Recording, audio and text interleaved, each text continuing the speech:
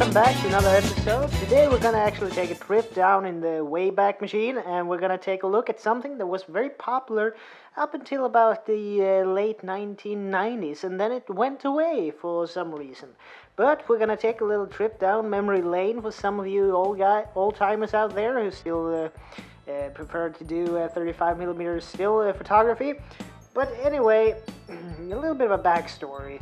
The thing is that this product, I'm Swedish, as most of you watchers probably know, but there is this fabled photo store in New York.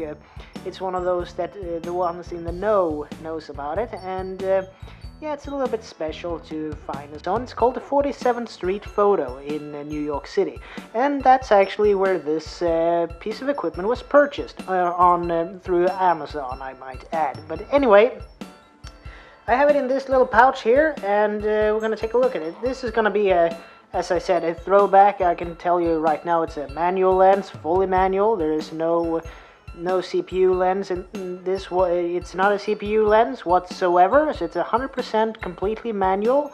So it's yet again one of those lenses that you have to program your camera so it becomes aware of that it has a lens in it. But anyway, enough chit chat. First we're going to take that out, and it's stuck a little bit. Anyway, get rid of that. Here you go. This is the Opteka mirror lens. It's a 500mm prime lens with a constant aperture of f8. That is, you can't change the aperture on this one. It's always going to be f8. And that can be both a positive and a negative depending on how you view it. But anyway, I'm going to show you a little bit of what's what in this little kit. Well, I bought it with this lens, the Opteka 500mm prime mirror lens. It also came in the bundle with a 2x teleconverter. So in essence, this would do it into a 1000mm lens with the 2x teleconverter. But there is another little thing here that throws a spanner in the works. And that is that my camera, as most of you probably know, is the Nikon D7200. And the D7200 is an APS-C crop factor body. And if my memory serves correct, and I think it does, the Nikon D7200 has a crop factor of 1.5 if you compare it to a full frame or 35mm photo negative.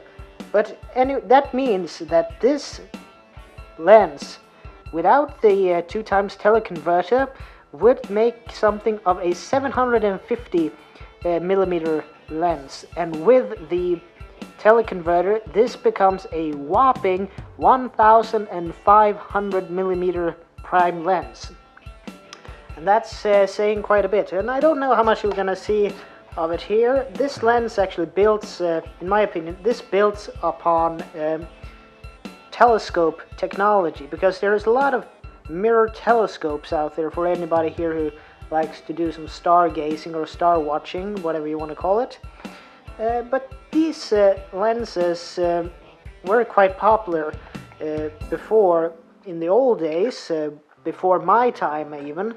And why we're gonna go into a little bit more about that before, go into more about that later, excuse me. But anyway, in order to use this lens by Opteka, I know that this is also sold under a couple of other names, so it's just basically this is another more generic type lens that you can see it's been sold under different names from different manufacturers, excuse me.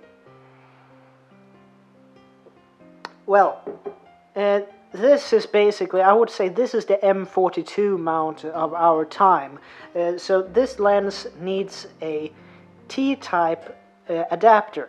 This is a T-mount adapter. It's actually a threaded adapter, so you have to take away the back lens cover here, and you have to screw it on, so you have your connector here. And and it's available for most of the most popular DSLR bayonet type mounts today. So I know at least there is both for Nikon, as I'm using, and for Canon. So you can have different types of cameras, but the same lens. So it's a bit reminiscent of the old M42 screw mount. But anyway, this lens is marketed as a 500mm and a constant f8. And what is so special about it in that case? Well, this lens weighs very little. It has some heft to it because most of it is metal construction. But anyway, it's extremely lightweight and extremely compact. So that's a bit of a positive for this lens, the compact nature of it. It is a manual focus, so you have to use the focusing ring. It's a bit stiff, and it also has a macro mode, and it goes. What does it say here? It goes to a 1 to 2.7 times magnification. So it's not a 1-to-1 macro photography lens, but it's quite good. But you also have to keep in mind that you have to be 1.72 meters away from the subject in question. So I would actually round that to you have to be almost 2 meters away from the subject when you're doing it in a macro.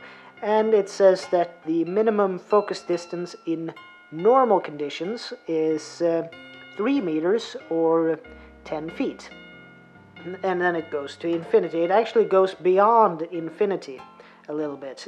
But anyway, oh yeah, also with this lens from when you bought it from 47th Street Photo, it also comes with these 3 lens filters. I'm going to show you a bit, but anyway, this lens is actually quite practical in that aspect because it has a 72mm front lens thread and a 30.5mm rear filter thread, because here on the outside you put the T-type adapter, but on the inside here you also have a filter thread, so you can use yeah, and basically it comes in this package with 3 filters, and what are they? They are a skylight filter, a neutral density filter of a 2x, and a neutral density of 4x, so you can really stop down the light coming into this lens and do some really long exposures if that's your thing. But anyway, this lens then, what would you say? This is a bit of a Bond factor. It's as some other YouTube reviewer out there have stated, this is a lens for spies because of the short, compact design and the ludicrous amount of the focal distance you have on it. If I would do a plug for one channel, I would say go and watch Philip McCordle's review of one of these guys. He doesn't have an Opteka. He has, I believe it was a Rokinon, but it's fairly similar. The only biggest difference was that his had a tripod collar on the lens itself, but otherwise it was the same focal length and the same f-stop and everything. And he did a very good job of explaining how one of these works, but I'm gonna try my best. As you can see here in the front, you have a center black piece here. The way it works, and this is actually the same as many telescopes, so this is very much based on telescope technology. In the back you have a concave mirror with a hole in the middle. What actually happens is that this entire surface area in the front, all light that passes in here gets bounced off the rear mirror here. But since it's concave like this, it will actually focus everything. So on the back side of this black piece here is another mirror that is also concave. So the light has traveled from here to here, then to the front again, focused on this piece, and then everything is going out here. So you have light bouncing back and forth a couple of times in this, and every time it bounces, it's actually shrunken down to more compact format, if you get what I mean. But anyway, that means that you can get that really great focal length in such a small package, and that's the whole point of this. But anyway, some positives of this is that it's a massive tele in a compact and lightweight package. It has a macro setting that is actually fairly usable. So it's a good lens, and I might put up some of my pictures that I've been able to shoot with this. But anyway, this lens, another thing that is a little bit, it can both be a positive and negative. It depends on your point of view. This one forces you into manual. With a lens like this, you really have to take control of your camera completely. And yeah, you have to take control of it. Excuse me. So it is quite the steep learning curve on this lens in particular, but I would say it's actually quite worth it, because you will gain some skills as a photographer, because you have to focus manually with this. So trying to get birds in flight and so on can be quite tricky. And another thing that has happened to me a couple of times is, since it is a bit of an effort to do the focusing on this lens, and that the T-type connector is actually screwed onto the back, it can actually begin to unscrew when you're focusing. So that's a negative that I found with my particular version. But for the price, I don't remember it, but it's not that expensive. They can be found fairly cheap on eBay secondhand, so I would really recommend it in that aspect.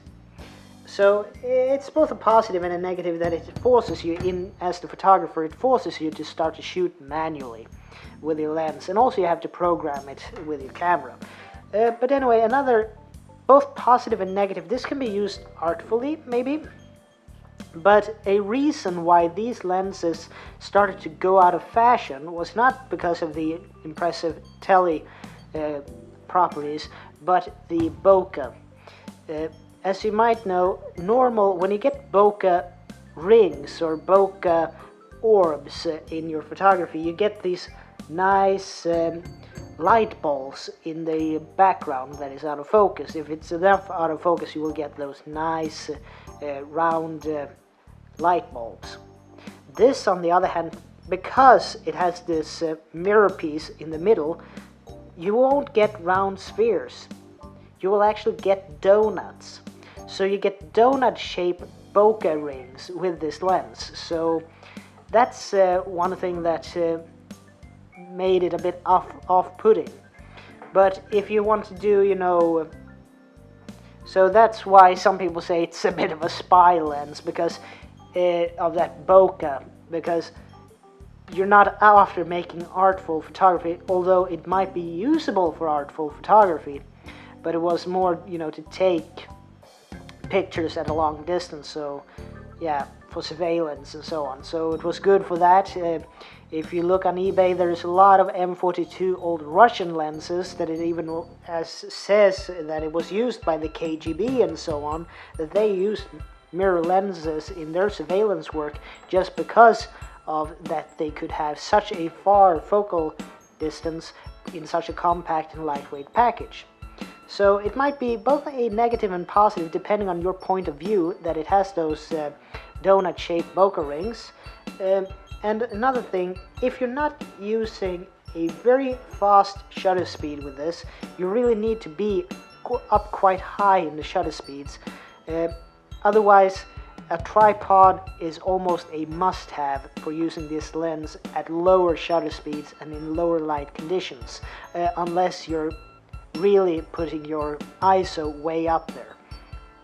Yeah, and another negative is that it could have been good with a tripod collar on this lens itself, especially if you, well, imagine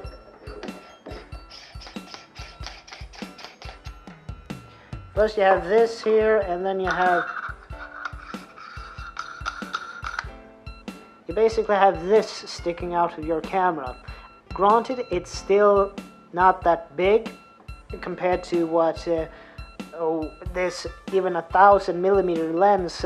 Imagine how big that would be. I mean, what is it? Sigma has that, you know, green lens that costs more than a mid-sized car. You know, I don't remember what focal length that is, but imagine that is not the same focal length as this would be. Apparently, this on an APS-C is 1,500 millimeters.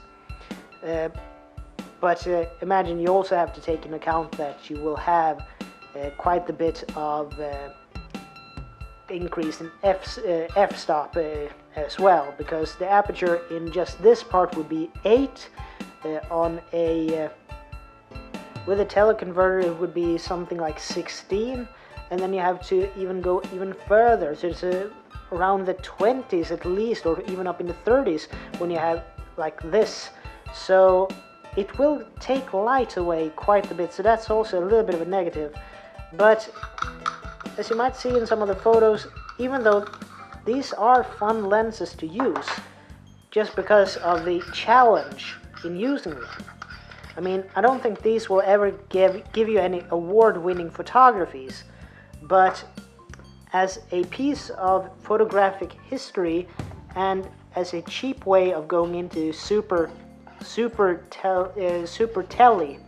I can't say super zoom because this is not a zoom, it's a prime lens, but super tele, I would say this is a fun lens to use, and they are not that much money. Either you buy them new, or if you can get something used on eBay. I would say these lenses are a fun addition to your photography, and as stated, they come with filters, but as I've understood from some photographers, like for instance Tony Northrup, filters are a bit overrated in today's photography when you have programs like Lightroom and Picasa and so on that can do some of those type deals for you in post-processing. But anyway, different strokes for different folks. If you like to use filters, go ahead and use them by all means, because it's your photos and you should do them the way you think you like them. But anyway, that's all for me, and I'll see you guys in the next video. Take care.